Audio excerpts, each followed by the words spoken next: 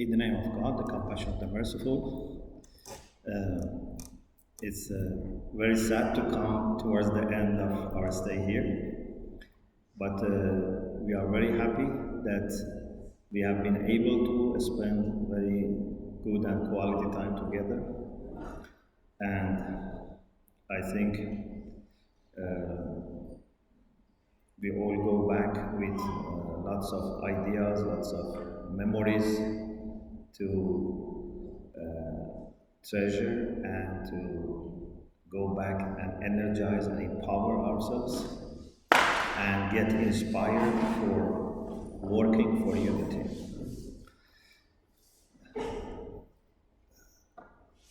What is understandable from the Quran is that God wants us to be united, but He doesn't want to force us to be united. Because unity which comes by force is not unity, because then in their hearts they are divided. There are people that we think they are united, but their hearts are divided. God says, تَحْسَبُهُمْ جَمْعًا وَقُلُوبُهُمْ شَتَّى. Sometimes people, for a worldly cause, they get together, like if they form a political party. It's not for God, it's not for truth, it's just to gain power. So you think they work in a very organized way as a united team, but قُلُوبُهُمْ شَتَّى. Their hearts are separated, not connected with each other. Therefore, sooner or later this will collapse. And the Quran also says all the friendships on the day of judgment will appear as enmity, except those whose friendship is for the sake of God. الْأَخِلَّاءُ يَوْمَئِذٍ بَعْضُهُمْ لِبَعْضٍ عَدُوٌّ إِلَّا الْمُتَّقِينَ. So there are many people who are friends, but their friendship is based on selfish reasons. I am friend with this person because I can use this person, or that person can use me, or we can do, something selfish together. This kind of friendship is not true, it's not real. But any friendship which is based on God, love for God, on truth, on virtues, this friendship is real and nothing will stop it. Death would not stop it. Resurrection will not stop it. Indeed, it will just manifest its beauty more and more. So what we need is to move towards the plan of God, which He doesn't force. He says, I want you to do it yourself. Because unity has to be based on desire in heart. So God says, لَوْ شَاءَ اللَّهُ لَجَمَعَهُمْ عَلَى الْهُدَى. Had God wanted, He would have brought all of us around the truth. He would have guided us all. But He doesn't impose His plan. He says, this is what I expect from you. Like a teacher maybe sometimes says to the students that we want to do this activity, but I want you to do it. If I do it, you will not learn. You will not grow. You should do it. So God wants us to understand His plan, the purpose of creation, and then we do godly work. And that is to work for unity. In His creation and in His legislation, He has put everything needed for unity. Our Prophet said, Ayyuhan nas, O mankind. This is not for Muslims only or Christians only, it's for mankind. O mankind, Inna Rabbakum wahid. Your Lord is one.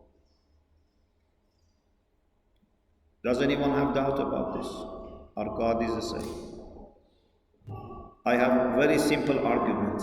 If someone doubts, because some people doubt, our God is not the same as God of Muslim or God of Christian, I have very simple argument. I say, okay, let us see who is our God. My God is the one who created the world, and me and you. Who is your God? The same. Very simple. So we are not worshipping different gods. Yeah? Maybe we have differences in some details, but our God is the same God. It's very simple. Even sometimes people who are very educated, they wonder whether we have the same God or different, but it's very simple. We worship the same God, the Creator. Inna rabbakum wahid. Your Lord is one. Wa abakum wahid. Your father is also the same. Adam. Adam is our father. Wa kullukum la Adam. You all come from Adam. Wa Adam min turab. And Adam was created from soil. Earth is our mother. Eve is also our mother, human mother, but earth is our original mother. Adam is our father, and we all go back to the same father, the same origin. Or he also said, "An-nasu sawa'un ka'asnan al-mushta." He said, all people are the same, like teeth of the comb. They are all the same. So, we just need to acknowledge unity. We don't need to create unity. Unity is there, just we need to acknowledge and accept and work within parameters of unity.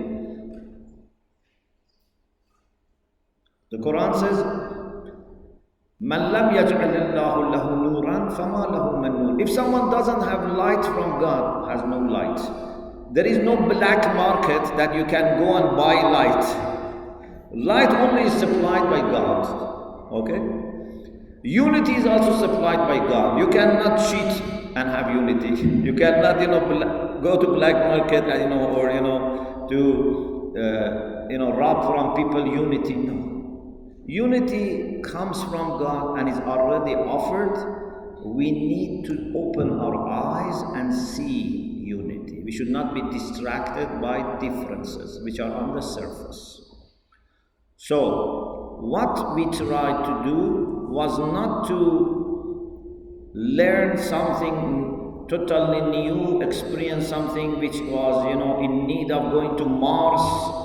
No, we tried to go back to our roots and do the most natural thing for human beings. The most natural things for believers in God, for children of Adam, and that is to live together with love. This is what we mean by unity. Live together with love. Love for God and love for each other. Unfortunately, we have so much experienced bad, kind of relations that for us it's like a dream. And sometimes, we think maybe this is not realistic to live in unity, but we believe that this is reality. This is the healthy condition. If we are not united, we are ill. Healthy condition, natural condition is unity.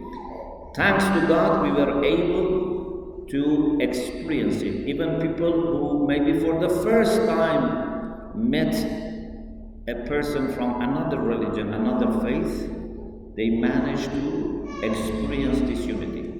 And those who had experienced this, they managed to go deeper.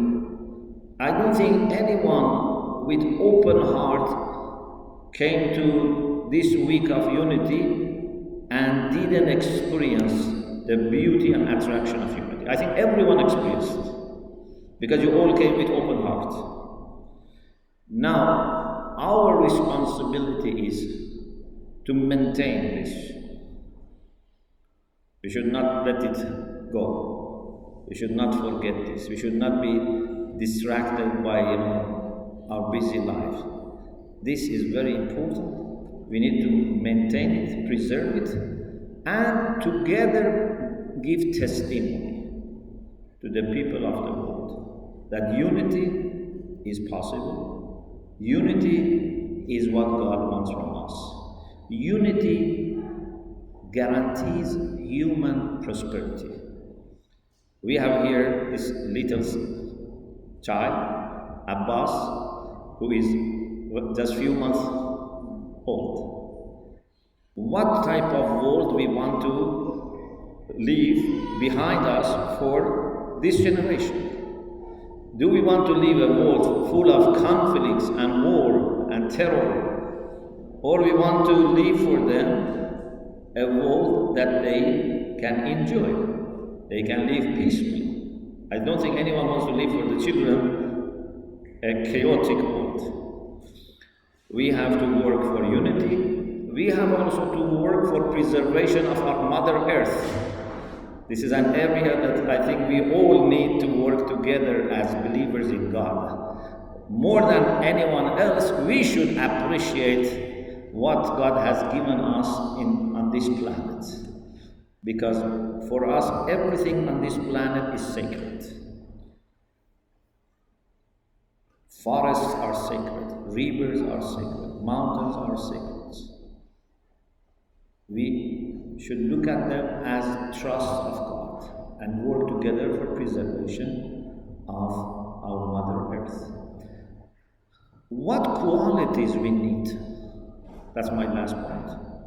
If we want to be working for unity, or as Father Nelson said, ambassadors of unity, or as some people said, messengers of unity, what type of qualities do we need? I think the first quality is humility. With ego, you cannot work for unity. Ego everywhere creates problem. Even if you bring ego to your religion and hide your ego under religion, it still is destructive. Actually becomes more destructive. Because a selfish person, when uses religion as a cover, then can do lots of mischief because it has the power of religion. Humility is very important. We need to work on our humility. The next quality, which is very important, is wisdom. We need to be wise. We need to benefit from wisdom which is available in our tradition or any tradition. Wisdom has no borders. If you say, I only want wisdom which comes from this part of the world, or this tradition, so it means you don't know what is wisdom. Wisdom is universal because wisdom comes from God. No matter which hand or which mouth or which pen is offering wisdom. So we need to learn wisdom, we need to follow wise leaders, so that we can work for unity. It's not just enough that you are humble and you say, I work for unity. You have to learn, you have to get experience of other people. So we need humility, we need wisdom, we need to develop a loving character. Because without love, you will not be able to cope with difficulties that people can create for you, or sometimes troubles that may come on the way. Love has to be always in the heart of those who are working for unity. Love gives you energy. And the sign of a genuine love, in my humble understanding, when you can say, thanks to God, I am a loving character, what's the sign? Because I have to check myself. Am I a loving character or not? What's the sign? Yes. When I prefer others over myself. Yes, but how I can make sure that this has become part of my nature? I think the sign of having a loving character is that when you show love, you don't feel you have done something for that person. As long as I think I am doing something to you, a favor to you, when I love you, this is not enough. I am not doing a favor to you if I love you. Yes, secondarily, you can feel I am, doing something as a favor to you. But indeed, this is just natural. A mother never, shows love to children thinking that, I am, obliging them, I am doing favor to them, I am doing charity to my children. It's just natural. This is the way to be mother. You don't make calculations, how many people today I have to love. I am drained because I have loved many people, or I have loved, many things, No, love has to be just natural. If you don't love, you should feel very bad, as if you are suffocating. We need to love as we need to be loved. Normally we think we need to be loved only. No, we need to love. This is part of our growth. If I don't love, I don't grow. So I am first beneficiary if I love people. The second beneficiary are the people who receive love. So we need humility, we need wisdom, we need to have a loving character to the extent that you don't feel you are doing any favor to anyone if you show love to them. And we need determination. Without determination, sooner or later, you give up. One of the characteristics of companions of Imam Mahdi, who will work with Jesus in end of time to establish universal justice and solidarity, is that in our hadith says, لو هموا بإزالة الجبال الرواسي لأزالوها. If they decide to move mountains, they will do it. We need such determination that if, suppose, we need to make a road, we need to make, a new space, and we need to move mountains. This example, this maximum you can say, if you need to move mountains, you should have enough determination to do it. What does it mean? It means that anything which is needed for unity, we should be determined to do it. We should not be weak people. We should not be people who have no strong willpower. We should be very determined. With determination, we can do almost everything. Because God has gifted human beings, especially when they are united, so much of power that we can do almost everything.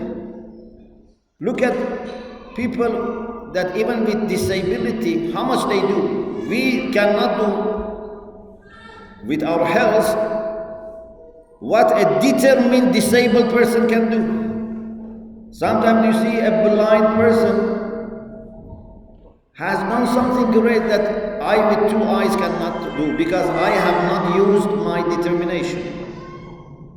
There was a girl that with her toes was painting with the toes of the feet.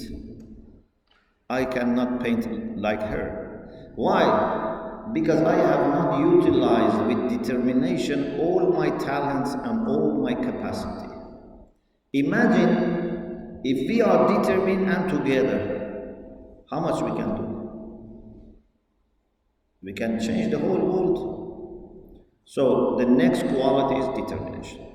So I hope God gifts all of us humility, wisdom, love, and determination, so that as a united team, we can work for unity. This is our hope, this is our prayer, and this is our mission. Our joint mission is this. Our mission is to be fully immersed in the lake of unity and try to make this lake an ocean. May God help us.